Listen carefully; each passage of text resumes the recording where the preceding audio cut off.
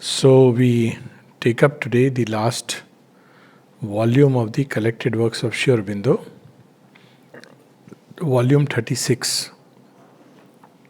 So this volume was not there earlier, and it's because earlier, by that I mean Sri Aurobindo Birth Centenary Library.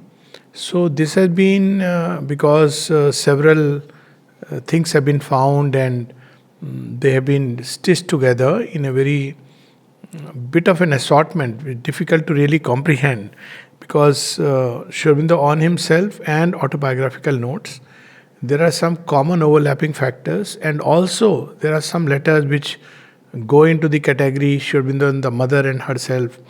But nevertheless, not going into those details, it's a later volume where certain things which really don't really require attention, like what happened in Cambridge and his registration certificate, all those are not really necessary. So it has been named as autobiographical notes and letters of historical interest. So interest to whom I don't know, but anyways, there are certain very interesting things which are there as part of this volume. And one of them is live sketch of Sri Aurobindo, written by Sri Aurobindo, and it is written in second person, or rather third person. And Sri Aurobindo writes it, Sri Aurobindo is written, but he speaks of it as Sri Aurobindo's life, Sri Aurobindo's political action. Background is that basically Dilip Kumar Roy had written something about him in his famous book Among the Great. And Sri Aurobindo was not very keen to put his life sketch there. And he is a perfect gentleman, but I can understand to club his life along with Mahatma Gandhi and Bertrand Russell. It didn't really make sense when I read the book. But nevertheless, Sri Aurobindo did not say no directly, but he agreed to correct. But even after correcting many of the things, he asked him better not to publish it. But again, since one publisher had refused and the other publisher was ready, he sent the notes again, and Sri Aurobindo agreed and he corrected them. And so at least we have something very interesting, and it is a live sketch of Sri Aurobindo which is written by Sri Aurobindo. But this background is important because Sri Aurobindo was not interested in writing his own live sketch. So, but these are corrections, and later on it was published as a booklet also, Sri Aurobindo and his ashram. So it is a very interesting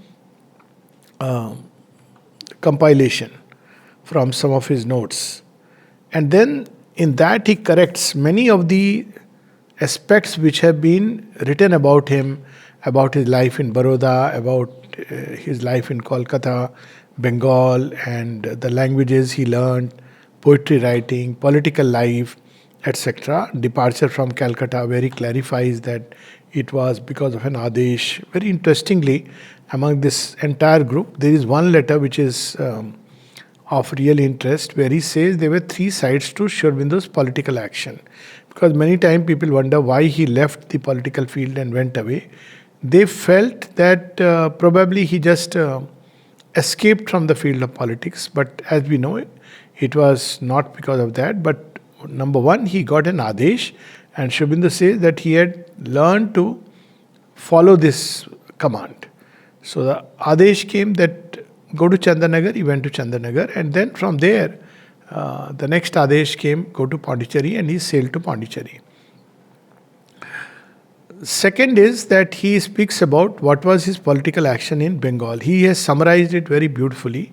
So first was to organize samitis and groups which can be ready for an armed resurrection and armed arising if possible.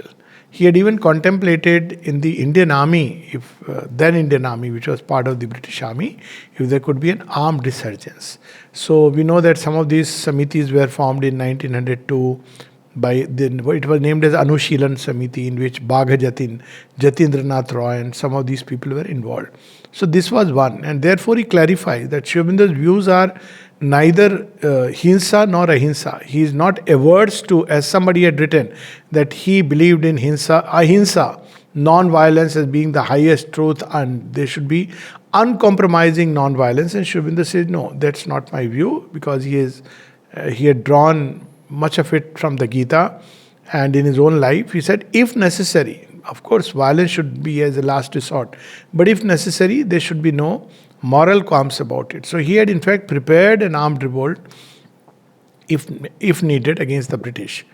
And the second was to arouse a nation, because then India and the Indians had come to believe that they are very inferior, they are very not really capable of even running the show. And we know that even recently, even I think a few months back, someone raised a question to one of the industrialists from India that, India has this poverty and that, and is it really worthwhile having a mission to moon? And he said, well, it's necessary for regaining the pride and honor of the country. There are many other reasons about the moon mission, but that's not what we are here. He said, it's not just about that you build a toilet and you build your economy, which is also building, but it's important for a group or a unit to restore its own pride and lost glory. So, the second part of the action was to awaken the Indians to the need of complete independence, Purna Swaraj. Before that, it was prayer and supplication and to get some kind of a partial allowance from the British. And the third part was what would be the means of actually on ground effectuating it. And he had taken these two words, passive resistance and non-cooperation. So there was passive resistance and non-cooperation. In this letter he does not write, but elsewhere he does write along with that. So Swaraj, passive resistance, non-cooperation, and there was also Swadeshi and education. So these were some of the things that Sri Aurobindo had. Already he had laid those lines. And when he came out of the Alipur jail, he actually saw that all his plans, while nation had woken up, it was not ready to really execute it, because people needed, the masses have to be ready for it. It's not just one leader or few leaders just awakening them. So he knew that the time had not come for these plans to be really brought on ground and effectuated. And if you see how accurate was the assessment, because Sri Aurobindo after that, having an inner Adesh, had left for Pondicherry. And 1921, if I am not mistaken, Gandhiji had come, and then subsequently, after a few years, the non-cooperation, passive resistance, the same movement started. And it eventually helped to awaken the masses. It didn't bring the freedom. Actually, the freedom was simply because, that also we find here, is because the world conditions had become such that British has no choice but to leave India, because they couldn't have sustained the nation. So this is one part. Then there is another very interesting part 2, which is letters of historical interest. So here we have a letter which he writes to his father, to his grandfather, to his sister. But one letter which is particularly very interesting is letter to his father-in-law. And this letter he writes when his wife Mrilani Devi has passed away, and Sri Aurobindo writes there that God has seen to it to strike me with the one grief that could still touch my heart. So we can imagine the kind of love that he held for her. And he writes this letter in 1919, where he basically says that whatever she wanted to be done, that should be done. All her bangles must have been a gold bangles. Everything should be given as per her choice. Now when we look at it, that Sri Aurobindo had such a difficulty that time of financial difficulties, but he doesn't claim anything. In fact, says it should go as per her wishes, Mrilani's wishes. But for himself, he asks few books which were kept by Mrilani, because he says, especially if there is a book with her name on it, because I don't have anything of that kind with me. So this is a very touching note which he writes to his father-in-law. Then there are very interesting letters and telegrams which include people Anand Rao, Motilal Roy, Bipin Chandra Pal, Himendra Prasad Ghosh, Ashwini Kumar Banerjee, Subodh Malik, Chitranjan Das, and many of these, Shyam Sundar Chakrabarti, which are now quite well-known, legendary names when we look at India's past and the freedom struggle. There are some open letters because when he had come away, there were a lot of speculations about him. There were speculations like he is going to return, or speculations like he has gone somewhere to the Himalayas. He is practicing some kind of strange yoga there, and there were many speculations rife about him, or he is hiding somewhere in disguise. So Sri Aurobindo wrote at different points of time letters to the newspaper. And for instance, there is a letter to the Hindu, to New India, Hindustan, Standard Bearer, Bombay Chronicle, where he corrected these notions and spoke of what he intends. At that point of time, he clearly mentions he does not want to return. He may return. He left it hanging, but that moment it was very clear that he is not going to come back immediately. And there are some very interesting letters where he writes letters to the mother. And this between 1915 and 1920. One of the letter which is very interesting is based on an experience that the mother narrates. The experience is on 26th November and it is there in Prayers and Meditations, where she sees that how the earth ultimately unites with the Supreme. And Sri Aurobindo says, yes, this is a original Vedic experience of union of earth with the Supreme. He says, but modern Vedantists will hardly recognize it as part of an possible experience. So this was an experience of the mother. Another place, he writes that, well, I don't want to jump and create a kind of new movement. The first thing necessary is that people should have a change of heart before they can have a change of outer nature. So these letters are interesting for those who want to. And of course, there are letters to Barind Kumar Ghosh and Rajni Palit, Krishna Shashi. Some of them relate to people who had come in the early years and how they were responding to the presence of Sri Aurobindo, to the tremendous force that they felt around him. There is a very interesting letter to Mary Potel. So not Patel, okay, this Potel of America. And this is a very fascinating letter for those who want to read it. Durga Das, Punam Chand. Then one is to Maharani of Baroda, Chimna Bai too, because she wanted to come to Sri Aurobindo and take the initiation. And Sri Aurobindo writes a very beautiful letter addressing her as Her Highness because she was the Maharani. But it's very beautiful to see the art of epistolary. If you go through reading behind the lines, not between the lines but behind the lines, one can see that he is very subtly discouraging her to take up the yoga. But at the same time, he is telling her that this is what the yoga is about.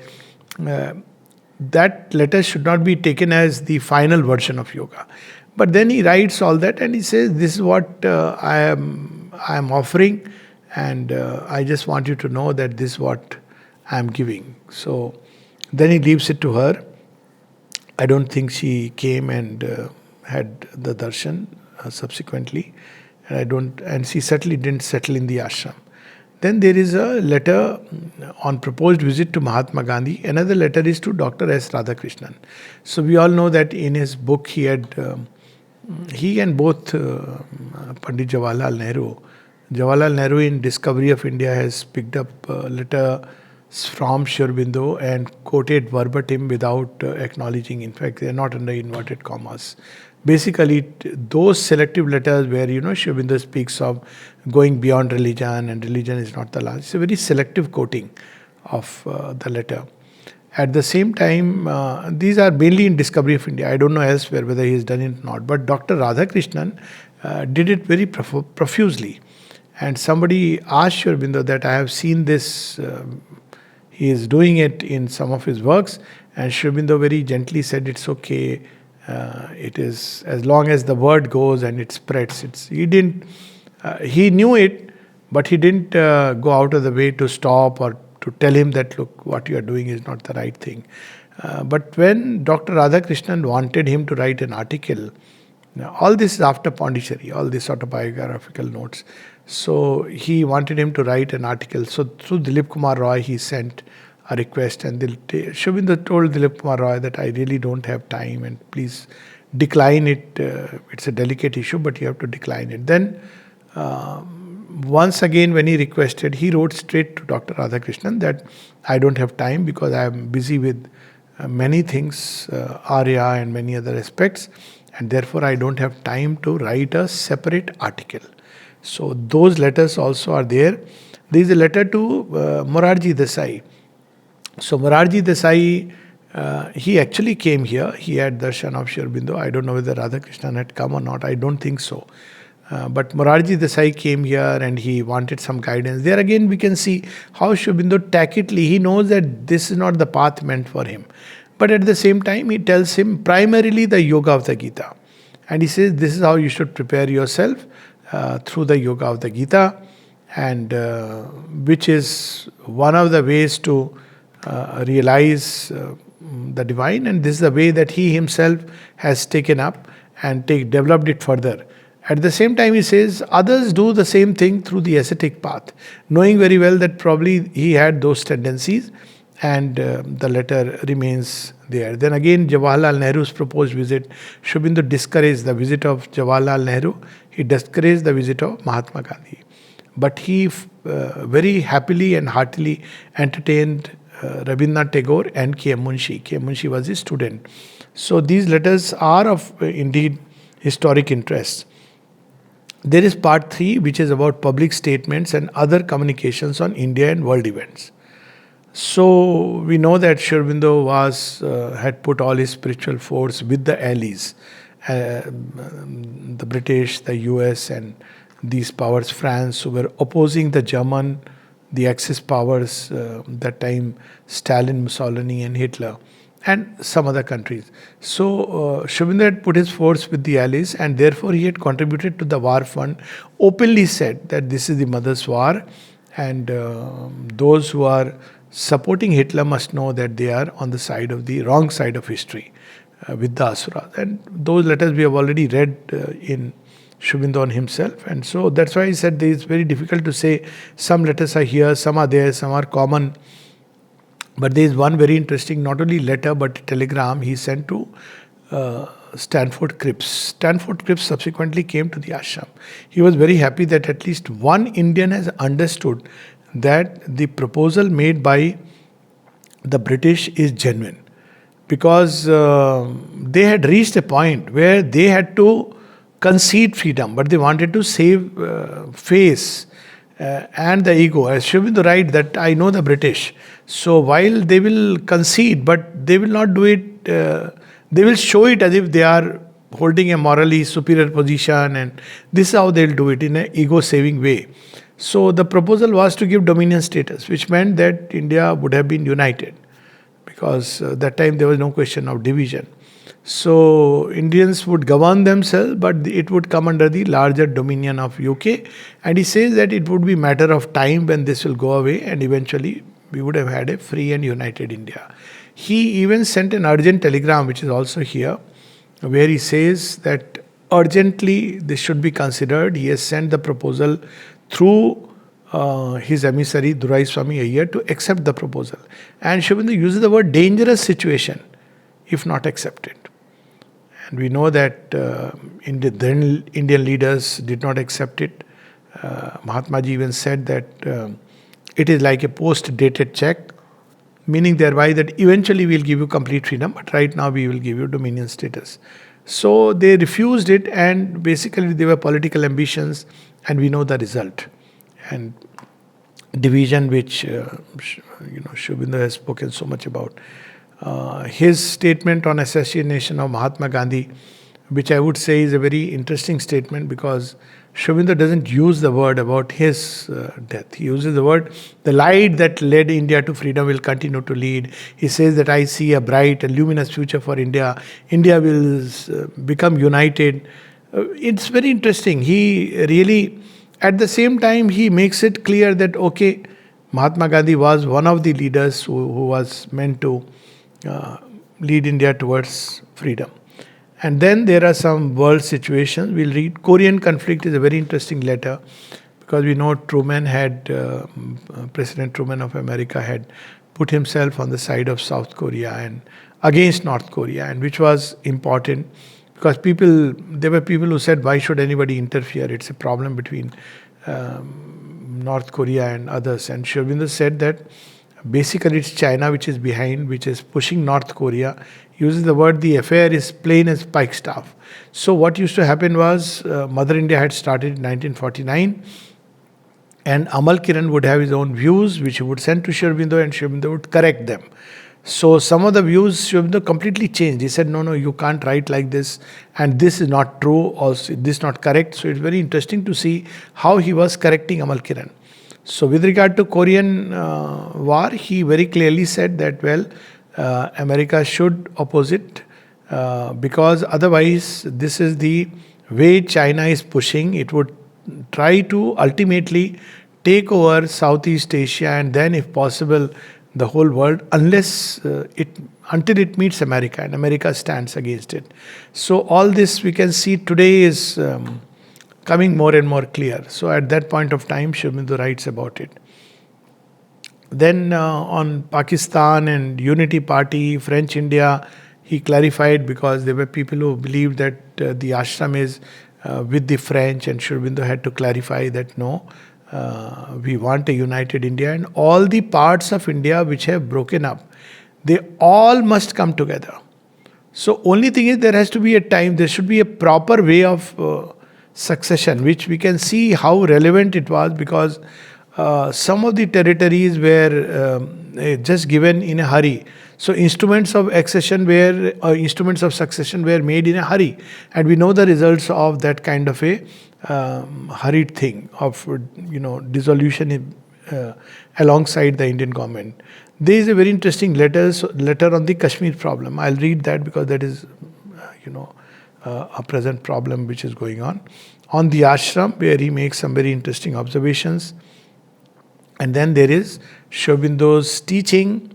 There are some notices which used to come in the ashram from time to time, but most of these notices mainly concerned the ashram, its running, and letters, because people were flooding Sri Aurobindo with letters, and needing sometimes 10 hours a day. He was busy writing letters, so many letters. And today, of course, we have all these volumes, but we can't imagine. So time to time, letters will come, notices will come. Mother is not well, and therefore pranam will not be held, or for so many days, because he is busy, particularly during the Second World War. So letters were deferred, or less letters were to be taken in. It's a different matter that people continue to write, and Sri Aurobindo continued to reply. And finally, there is a very interesting message to America. So all these are very interesting notes, and I'll just read some of them as we do. So as I said, to his father-in-law, my dear father-in-law. So that's how he addresses him. And he says something very touching. I have not written to you with regard to this fatal event in both our lives.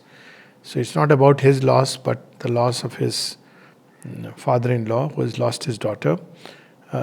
There must have been a few months, because 1918, if I am not mistaken, probably in November she had left the body, and this letter is in 1919 February. Words are useless in face of the feelings it has caused, if even they can ever express our deepest emotions. So Sri Aurobindo was never somebody who is very expressive and effusive, but we can imagine what kind of love and compassion he held within his heart. God has seen good to lay upon me the one sorrow that could still touch me to the center. And this sorrow is not because of attachment, because of compassion. The kind of life she must have led, Sri Aurobindo had to follow. He had a very different kind of life, and they hardly lived together, stayed together, shared anything together. And so he would understand what a woman would have gone through, and yet he had to do this because for the larger good, for the march of mankind. As we know, these great beings invariably sacrifice the lesser for the greater good of humanity. So this sorrow is not so much attachment, that is out of question, but compassion that he would have felt. And therefore he says, I can bow with submission to his divine purpose once the first sense of the loss has passed. The and then very interestingly he says something. The physical tie between us is, as you say, severed. But the tie of affection subsists for me. Where I have once loved, I do not cease from loving. This is something, just one sentence is enough to help us understand what kind of love Sri Aurobindo embodied. Besides, she who was the cause of it still is near, though not visible to our physical senses. So it is something very amazing. He obviously, Mrinalini came here and he was in occult contact with I have mentioned this earlier, most likely she reincarnated as Ishadi, and there are enough indications to suggest that. But it's interesting how a yogi takes the loss of somebody so close, because there are such instances in the history of spiritual life of the great ones, and how Sri Aurobindo took it, where we can see the play of the divine and the human. But most of all, that he knows that she is still nearby, and not just in terms of affection, but he says that she is near, and though she is not in her physical body. So another letter to Motilal Roy, which I feel is a very important letter, because this letter, at one point he also says very clearly that for many hours I am able to stay in Parbrahman. This letter is 1912 or 1913. But this letter gives us the roadmap of Sri Aurobindo, the work that he came to do. It's like his vision and mission statement. Or if I put it this way, that if in Uttar Pada speech he gives his vision statement, then this letter is his mission statement. And therefore in this letter to Motilal Roy, he speaks about what his future sadhana is. So 1912, 1913, this letter is written where he says, this around the same time that the mother writes what is the general aim, and she writes something very similar in a very different language. So it's understood that when the two met, Sri Aurobindo said that she was pursuing the same path to the same goal, but in her own way. So mother's, the agenda of the future is there in Collected Works of the Mother, Volume 2, Words of Long Ago, where she speaks about what is the general aim. Sri Aurobindo puts it in a different way. So here he gives that what he wants to do. I am now getting a clearer idea of that work, and I may as well impart something of that idea to you. So, number one, to re-explain the Sanatan Dharma to the human intellect in all its parts from a new standpoint. So this was important, and we see that Sri Aurobindo's engagement with the Vedas, the Upanishads, the Gita, we can see that he gives a completely new understanding, because Shri Krishna gave him a new Nirukta grammar, and based on that etymology he rediscovered not only the inner sense of the Veda, but in it those first hints and glimpses of an integral realization, at least an effort towards it. This work is already beginning, and three parts of it are being clearly worked out. Shri Krishna has shown to me the true meaning of the Vedas. Not only so, but he has shown to me a new science of philology, showing the process and origins of human speech, so that a new Nirukta can be formed and the new interpretation of the Veda based upon it. So what Sri Aurobindo has written is on his own experiences. As we know that he had the experiences, then he read the Vedas. His intellectual understanding, yes, came at some point of time. He read the Upanishads, and then there was the intellectual comprehension of what the ancient Indian thought and metaphysics is. It was way early, even in Cambridge he had read, and after reading some kind of an crude English summary of the Isha Upanishad translation, he had the mental realization of the self. This was age 18, which means before he came to Baroda. This was before he came to India. So that was his first experience. But he had read the Vedas after he had the experiences and found the confirmation in the Vedas. And therefore, when Sri Aurobindo writes Secret of the Vedas and Notes on the Vedas and Vedic lore, they carry a very different meaning. and because Sri Krishna revealed to him the secret and his own experiences. So that's how he speaks about the Vedas. He has also shown me the meaning of all in the Upanishads that is not understood either by Indians or Europeans. So there has been in the Vedantic literature things which have been totally misunderstood, and Sri Aurobindo brings out that interpretation. I have therefore to explain the whole Vedanta and Veda in such a way that it will be seen how all religion arises out of it and is one everywhere. In the way it will be proved that India is the center of the religious life of the world and its destined savior through the Sanatana Dharma. Some hint of this we find in Swami Vivekananda's writings. He also says that the Upanishads have to be reinterpreted in a new light. And he couldn't do it. His lifespan was short, but probably it's quite likely that when something of Swami Vivekananda came to Sri Aurobindo, his mental part, as he says later, in the jail, probably something of that he may have pointed out or indicated.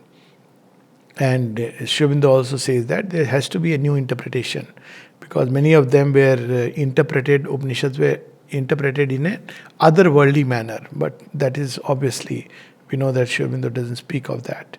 Number two, on the basis of Vedic knowledge, to establish a yogic sadhan which will not only liberate the soul but prepare a perfect humanity and help in the restoration of the Satyug. So we see three things here. One is a yogic sadhana, which is of course the integral yoga, variously named as yoga of transformation, supramental yoga, or simply the mother's yoga. So this is the first part. Second is, this yoga was not just to liberate the soul but to prepare a perfect humanity. And therefore, through this perfect humanity, the restoration of the Satyug. That work has to begin now, but will not be complete till the end of the Kali.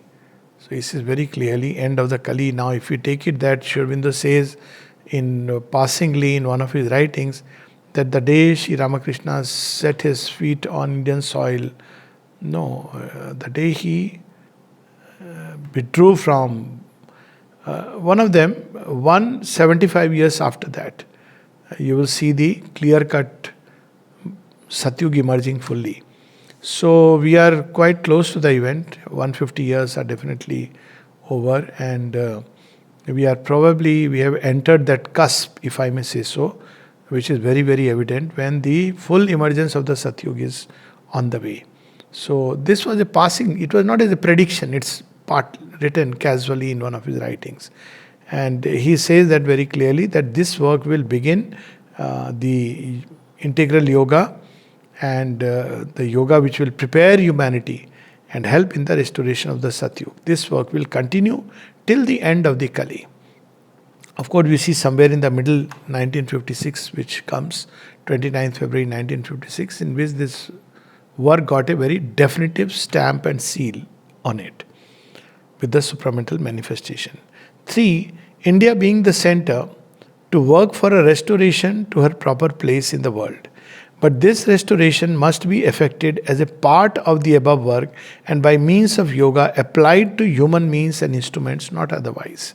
So I wouldn't be surprised, in fact, going by some of the visions of Eshadi, it's quite not just likely, but Sri Aurobindo is behind some of these changes, the human instrument that we see today and in the last few years within India, who are working toward the greatness of India, toward the restoration of Sanatana Dharma and a new sense of the Indian culture, a return to the old glory, and not just a return in the conventional way, but taking it forward, taking a leap forward. So this work is Sri Aurobindo's work. And number 4, a perfect humanity being intended, society will have to be remodeled so as to be fit to contain that perfection. So the society also has to undergo a change. Now here Sri Aurobindo says something very interesting which one can... I have also begun, but on a very small scale, the second part of my work, which is about the yoga, which will consist in making men for the new age by imparting whatever siddhi I get to those who are chosen. So his method was that he will impart it once they are ready to receive it. From this point of view, our little colony here is a sort of seed plot and a laboratory. First place where we see Sri Aurobindo speaks of the ashram. There was no ashram, 1912, 1913. But definitely there were people who were coming and beginning to take interest, if not gather around him. Gathered around him were very few, maybe 8, 10 people. And he says that this work has started in a sort of seed plot in the laboratory. The things I work out in it are then extended outside. So the importance of the ashram, this is true even today. What is worked here has a tendency to spread into India and to the world. Here the work is progressing at last on definite lines and with a certain steadiness, not very rapid, but still definite results are forming. I should be glad to have from you clearer knowledge of the results you speak of over there. And one place very beautifully he speaks of what this yoga is, because when he withdrew for the practice of yoga, people thought that this is like a yoga of ascetics. And Sri Aurobindo makes it clear, I have been till now and shall be for some time longer withdrawn in the practice of a yoga destined to be a basis not for withdrawal from life but for the transformation of human life. That's how this ashram is organized, where every human activity is represented in some way or the other. It is a yoga in which vast untried tracts of inner experience and new paths of sadhana had to be opened up, and which therefore needed retirement and long time for its completion. So what he was doing here, he was opening up these tracts, long, closed, obstructed tracts, and even new tracts. And these new tracts means there are aspects of human nature which had never been touched by the yoga force. It was generally understood that these are things which are not to be touched, and they are parts of human nature. Nothing can be done about it. But Sri Aurobindo takes even these parts and takes them up in the yoga. So he speaks of these parts, and therefore he needed a full-time, complete dedication to that. And in that context, he says something which we see today. A lot of people say that, now so many centers have come up. There are centers which formally are of the society. Then there are other centers which don't affiliate to anything. The ashram itself has certain branches, like Delhi, ashram is a branch.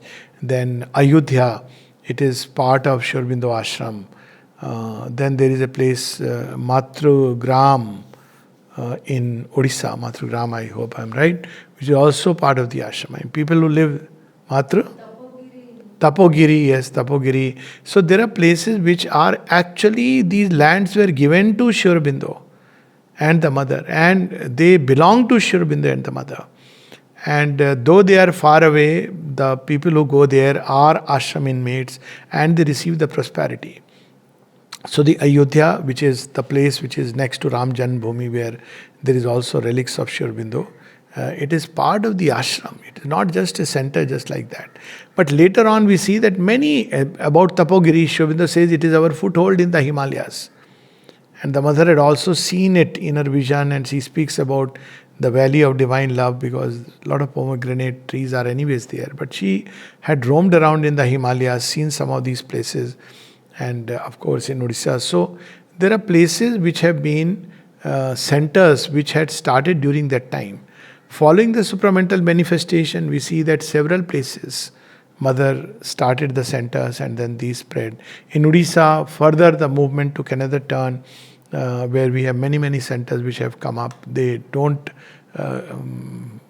work under the aegis of the society, but nevertheless they are study circles, integral schools, where each place the movement takes. Then there are independent centers which don't affiliate to anyone or anybody, anything.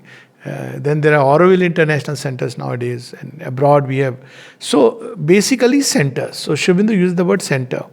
So does it draw any inspiration, or is there some indication in Sri Aurobindo's writing? So here is an indication. He says, it is therefore necessary to establish a number of centers. Small and few at first, but enlarging and increasing in number as I go on, for training in this sadhana. So people think that these centers are not places, they are just meant to fetch money, or some people have these kind of conceptions. No, they are, Sri Aurobindo's letter is there very clearly that they are meant as training for sadhana. This I can say from my own experience of having worked in centers, what a tremendous progress can take place. And when you take it that this is a place for sadhana, it's like you can leap by leaps and bounds. The experiences come. So basically, these centers were not just to get some money and provide it, but they were centers which were meant for the practice, training for practice in sadhana. This is from Sri Aurobindo, so we don't have to contemplate. Rest is people's opinion. One under my direct supervision. So one under his direct supervision is, of course, we know Sri Aurobindo ashram. Others in immediate connection with me. Those trained there will be hereafter my assistants in the work I shall have to do. And now I understand why the mother once even mentioned that, everybody wants to come to Pondicherry, then who will do my work? So this work is carrying on in so many places, and I can so surely say this because having traveled far and wide to many of these centers, that definitely there is the yoga agni which is burning in at least a few of them, definitely. And many of them, there is some kind of an effort to participate in Sri Aurobindo's work. So we should be clear once and for all that these centers, with the society or by the Odisha Study Circle and others, they are not simply people's fancy. Of course, some people may fancifully open a college in the name of Sri Aurobindo. That means nothing. I mean, it's like several places we have Vivekananda this, Vivekananda that. Somebody can even open a restaurant. There's a pharma in the name of Sri Aurobindo, medical college in the name of Sri Aurobindo. Those things have no association with Sri Aurobindo. But there are actual centers. I mean, they are using it to earn money. But there are actual centers and different Dhar, one of the places, such a powerful place. So many of these centers where there is a very active and vibrant atmosphere, there is the fire which is burning, and people who are living there are sadhaks. Very clearly, they are engaged in the yoga, and Sri Aurobindo says that he wanted not just a few, but enlarging in many centers subsequently. And today we see that, I don't have the number, but probably 400 plus centers of Sri Aurobindo in the world. But for those trained there will be hereafter my assistants in the work. What a wonderful thing Sri Aurobindo says. I shall have to do. But for the present, these centers will be not for external work, but for spiritual training and tapasya. So there were two aspects of a center. One is for spiritual training and tapasya. At that point of time, till the supramental manifestation, this was their purpose. But subsequently, they were meant to engage in the external work. And that's how I see that the mother on 19th September 1960, she started the Sri Aurobindo Society with centers all over the world. I mean, there was no need to have centers if it was just to fetch money. One of the proposed goals was to make known Sri Aurobindo's teaching. So this should be very clear that they were not meant only for organizing some money for the ashram, running of the ashram. That is one of the things, but it was also to make known, she has used the word not spread, to people the teachings of Sri Aurobindo and the mother, because it is required to save, the world is in such a crisis that they give us the perfect answer and the hope. And of course, there were also places where people could practice the sadhana being far away. Home away from home, which is also what Sri Aurobindo writes in one of his letters, that I have disciples, several disciples who are outside practicing the yoga. So this is interesting letter, and as I said to Maharani of Baroda, as I said, it's got a very interesting cryptic close. But toward the end, he writes in this letter, my aim is to create a center of spiritual life which shall serve as a means of bringing down the higher consciousness and making it a power not merely for salvation, but for a divine life upon earth. It is with this object that I have withdrawn from public life and founded this ashram in Pondicherry. So called for want of a better word, for it is not an ashram of sannyasins, but of those who want to leave all else and prepare for this work. But at the same time, I have a small number of disciples all over India who live in their families and receive spiritual help from me even at a distance, who live in their families. So it's very clear that now we sometimes try to over-centralize as if outside there is no yoga going on. But even then, in fact, there were people who used to come, join the playground and participate in the playground activities. It was not like they are not ashramite. All this has come subsequently, much later. So they were disciples of Sri Aurobindo who came here. They were living outside, they were living with their families and practicing in the yoga approved by Sri Aurobindo. So here is a letter. But finally he writes something very interesting. This is all I can answer to your highness at present. It is for your highness to decide whether what you seek has anything to do with what I have explained in this letter. So here he leaves the ground a little free. That, whether really she wants to come here or not, but in a very decent way. I spoke about Sir Stanford Cripps and, his urgent telegram to Rajagopalachari. What is the telegram sent by Sri Aurobindo? He says, immediate settlement, urgent, face grave peril. Have sent Durai Swami, insist urgency. Appeal to you to save India formidable danger. New foreign domination when old on way to self-elimination. And we know that how close we were and all this, how the domination may take place, that also he writes. But nobody listened, and we know the bloodshed that followed, and till date we are bleeding. And then people asked about the world situation, and that we know. He says, I cannot hold comfort, but this because the supramental manifestation had not taken place. And so he speaks about the present darkness and how he continues to have his will to save the world and to help. Here, ultimately he says the difficulties that surround her now, this is after independence, and may increase for a time, especially with regard to the Pakistan imbroglio, were also things that had to come and to be cleared out.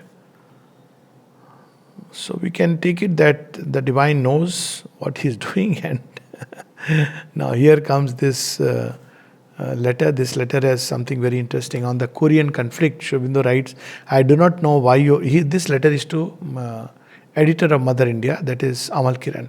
He wanted to understand whether he should write something and this way or that way.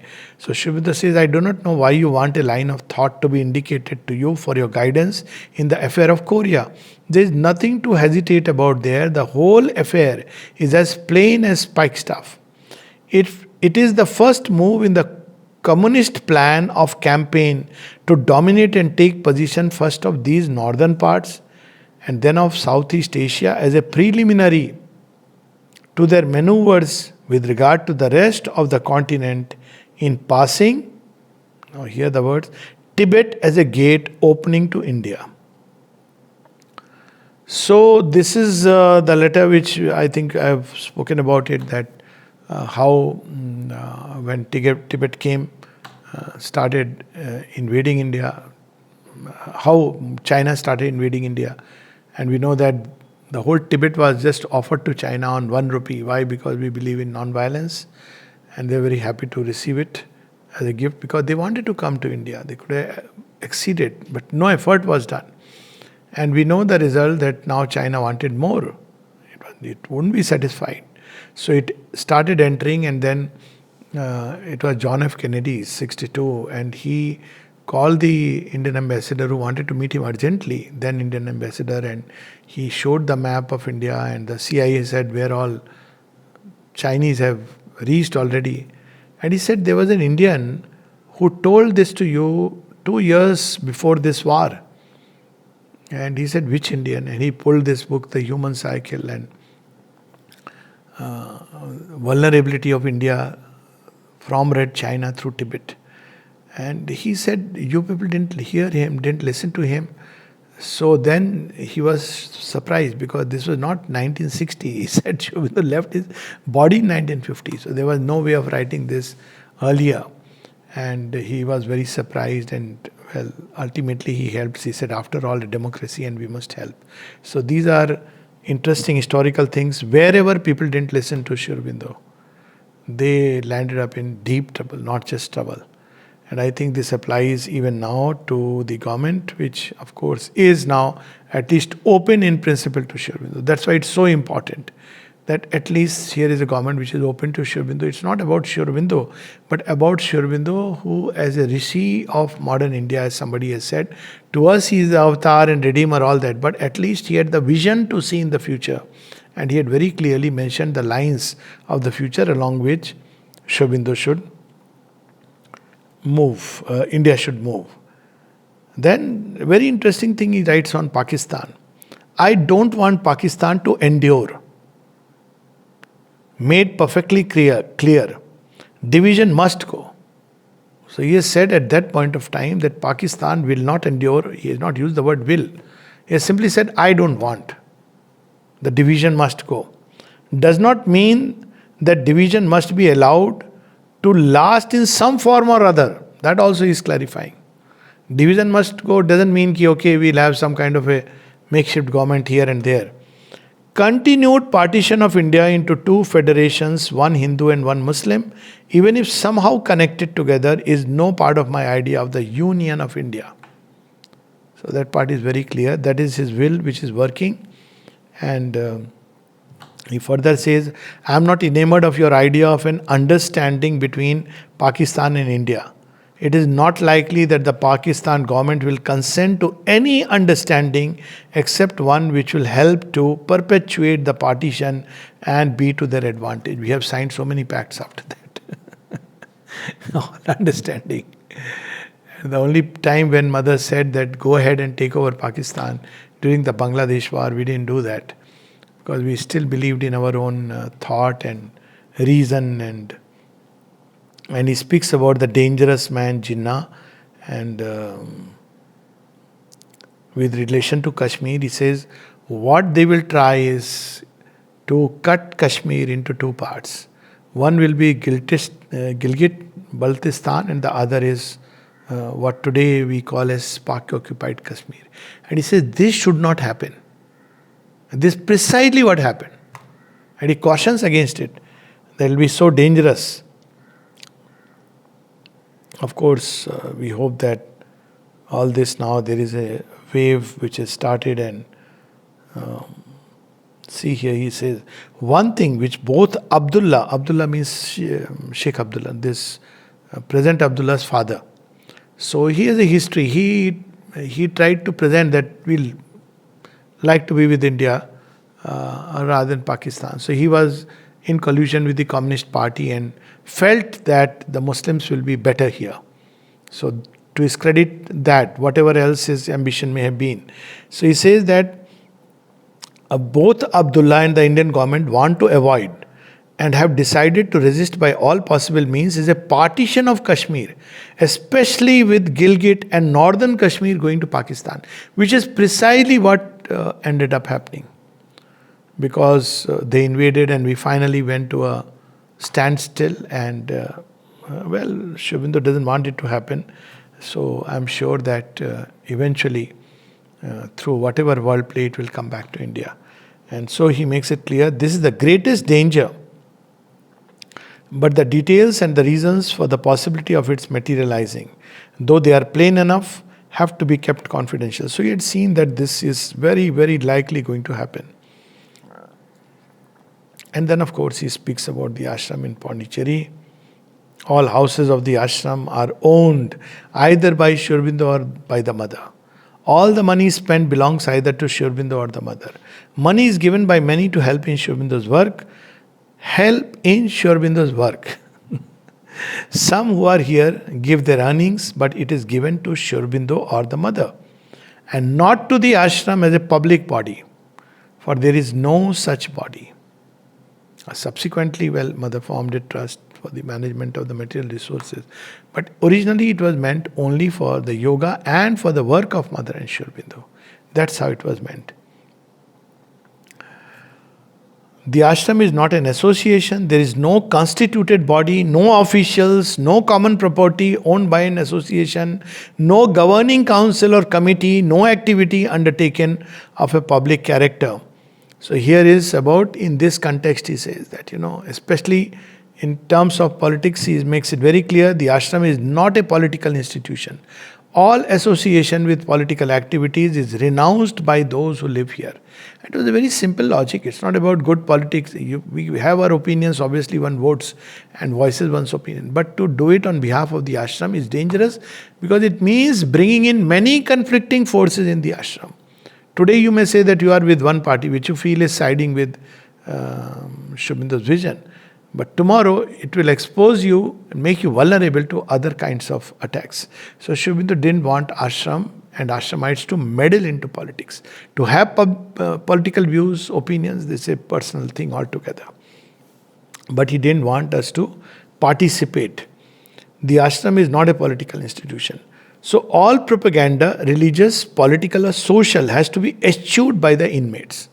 So we are not here to promote our religion or to promote political or social agendas of a certain party. The ashram is not a religious association. Those who are here come from all religions and some are of no religion. There is no creed or set of dogmas, no governing religious body. There are only the teachings of Sri Aurobindo and certain psychological practices of concentration and meditation, etc. So it's very clear that religion, by religion he means that, external forms, that we start celebrating all the different religious festivals, that now we have Rakhi Bandhan, so all the women will tie Rakhi, or we have many Hindu festivals are plenty. But at the same time, Sanatan Dharma, to restore Sanatana Dharma is very much his work. He has mentioned it in the very beginning. Sanatana Dharma is not religion. It's a spiritual way of life, but encompassing the entire life. It's a whole way of life. But not just a way of life, but a way of life which is based on the profound spiritual discoveries, experience and realization of the Rishi. And not religion in the sense that somebody would start breaking coconuts or, busting crackers on the Diwali. This is not what ashram is meant for. That part is very clear. Or for propagating this god or that god and this festival and that festival. But the spiritual core is intact, and that's what is important about the ashram. So I'll close with this, there are only the teachings of Sri Aurobindo and certain psychological practices of concentration and meditation, etc., for the enlarging of the consciousness, receptivity to the truth, mastery over the desires, the discovery of the divine self and consciousness concealed within each human being, a higher evolution of nature. This is February 1934. This is going to hold true always. It's the field of a spiritual religion, of a spiritual evolution, beyond religions, beyond ideologies, beyond politics, beyond creeds, cults, sects, etc., etc. Thank you. Namaste.